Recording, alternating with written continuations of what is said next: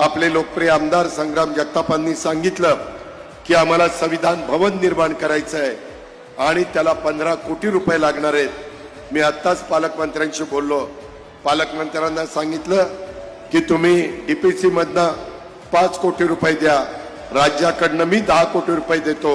अशा पद्धतीनं 15 कोटी रुपयाचं संविधान घटनेचे शिल्पकार डॉक्टर बाबासाहेब आंबेडकरांच्या नावाला साजेल असं या अहिल्यानगरमध्ये लवकरच पूर्णत्वाला जाईल।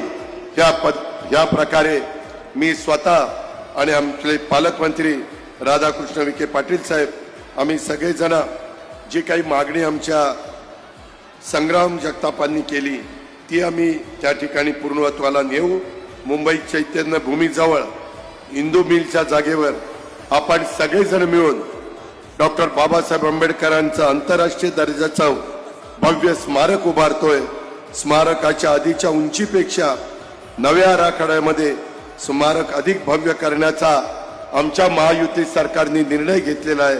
हे स्मारक लवकरात लवकर पूर्ण करण्याचा आमचे मुख्यमंत्री, दोन्ही उपमुख्यमंत्री आणि आमच्या सगळ्या मंत्रिमंडळाचा मनापासूनचा प्रयत्न आहे।